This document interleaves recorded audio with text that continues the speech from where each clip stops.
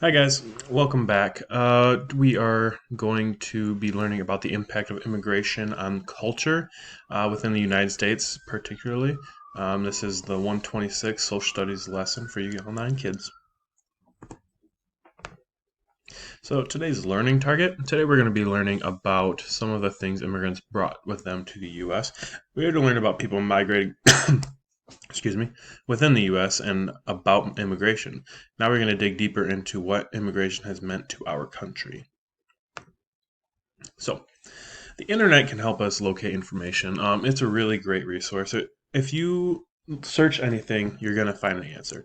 No matter what you're looking at, no matter what you're looking for, you can always find an answer. You can always find some really good information out there. But of course, we have to use it safely because there's so much being information out there. That means that there is going to be some uh, some bad things that could pop up or could happen when you search. So let's always make sure we're searching safely and looking up appropriate good stuff. But I did some research and found out some cool cultural things about the U.S. and how it differs from different countries. If you want to go through that search for that, just search American culture, and it was the second link that popped up. Make sure if you are going online to have your parent by your side if available, and to go through that with you. So cultural spreading. So last Thursday we talked about how Finnish people moved to the U.S. and stayed in a very concentrated area. If you guys remember, I showed you that map of the U.S. with the blue splotches all over it, and those splotches that were really the darkest color were in the northern tip of the Upper Peninsula of Michigan, and we talked about that a little bit and how that they were concentrated there because it was the most like their home and with the climate and with how the weather is. It was when you're moving up uprooting life, moving to a new country, you're going to want some sort of familiarity, some sort of likeness to what you're used to. And for the Finnish people, that was the North UP in Michigan. Um, so what we're going to do now is we're going to go through some different maps, and I posted a worksheet on Google Classroom for you guys.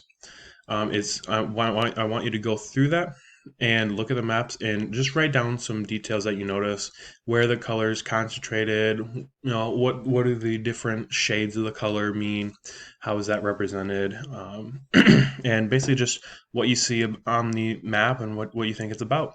So we're going to go through some maps. I'm going to pause after everyone for a little bit so you can pause the video, exit, go fill out your sheet, and then come back.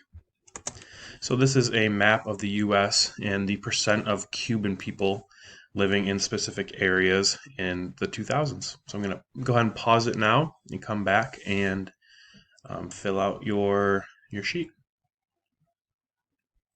All right, welcome back. I hope you guys found some good information. I can't wait to read what you guys came up with. So we're going to move on to number 2, which is the percent of Chinese people living in the U.S. in 2000. This one's a little bit rougher to read, but try your best.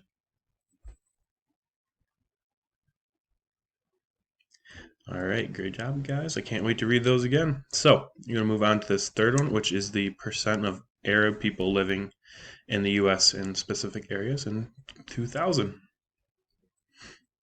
Go and write down what you think looks different, what you notice about the map, where are they located, where are they really focused on. Okay, gonna move on to our next map. This is the percent of Filipino people living in the U.S. In 2000. Look at the different, just random couple of counties that have color in them compared to the rest of the country, and so go ahead and pause and fill this out, and then come on back.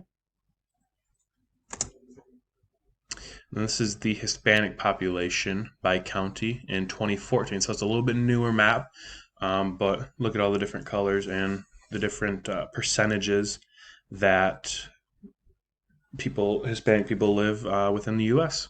So go ahead and pause it, show me what's different, what you're noticing, and let me know. Okay. And now we have the Polish ancestry in 2012, also a little bit newer map. But go ahead and write down any differences or what you're noticing in the map about the Polish immigrants in this country. All right, and that will actually do it for our slideshow. So slideshow is not that long, but um, I think you guys would take some decent time with the assignment. At least I hope you would. I know you guys got it. So thanks for watching. Let me know if you have any questions. Feel free to email me, message me on Blooms, email me, anything. Yeah. Have a great day, you guys.